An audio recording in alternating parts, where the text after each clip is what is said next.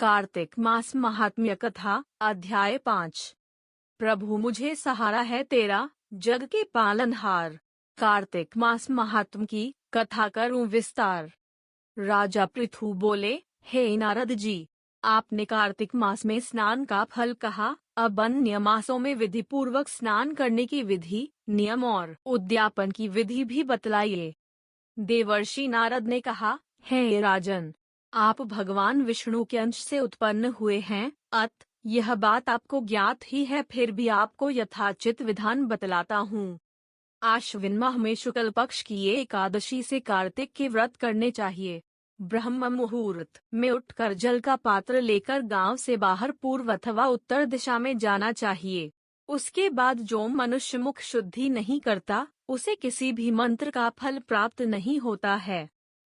दांत और जीभ को पूर्ण रूप से शुद्ध करना चाहिए और निम्नलिखित मंत्र का उच्चारण करते दातुन तोड़नी चाहिए। हे वनस्पते, आप मुझे आयु, कीर्ति, तेज, प्रज्ञा, पशु, संपत्ति, महाज्ञान, बुद्धि और विद्या प्रदान करो। इस प्रकार उच्चारण करके वृक्ष से 12 अंगुल की दानतुन ले। दूध वाले वृक्षों से दानतुन नहीं लेनी चाहिए। इसी प्रकार कपास, कांटेदार वृक्ष तथा जले हुए वृक्ष से भी दानतुन लेना मना है। जिससे उत्तम गंध आती हो और जिसकी टहनी कोमल हो, से ही वृक्ष से दंतधावन ग्रहण करना चाहिए। प्रतिपदा, अमावस्या, नवमी, छठी, रविवार को चंद्र तथा सूर्य ग्रहण में दानतुन नहीं करनी चाहिए। तत्पश्चात भली भांति स्नान करके फूलमाला, चंदन और पान आदि पूजा की सामग्री लेकर प्रसन्नचित्त व भक्तिपूर्वक शिवालय में जाकर सभी देवी देवताओं की अर्घ्य, आचमनीय आदि वस्तुओं से पृथक पृथक पूजा करके प्रार्थना एवं प्रणाम करना चाहिए। फिर भक्तों के स्वर में स्वर मिलाकर श्रीहरि का कीर्तन करना चाहिए।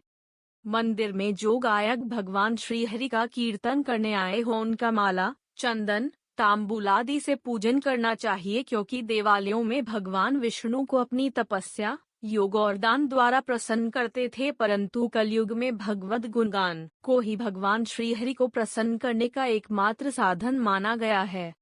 नारद जी राजा पृथु से बोले, हे राजन, एक बार मैंने भगवान से पूछा कि हे प्रभु, आप सबसे अधिक कहाँ निवास करते हैं?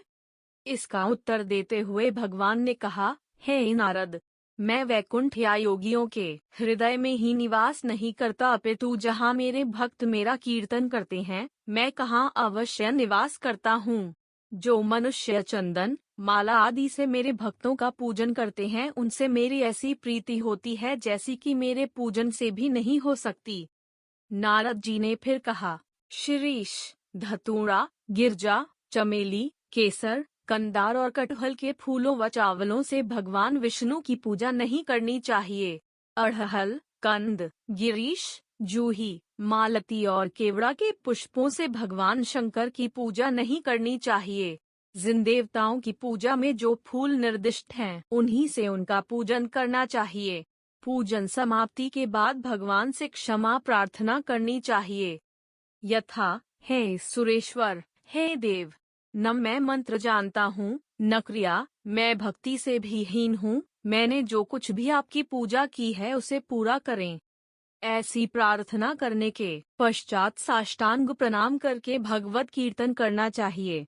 श्रीहरि की कथा सुननी चाहिए और प्रसाद ग्रहण करना चाहिए। जो मनुष्य इस विधि के अनुसार कार्तिक व्रत का अनुष्ठान करते हैं, वह जगत के सभी सुखों को भोगते हुए अंत में मुक्ति को प्राप्त करते हैं।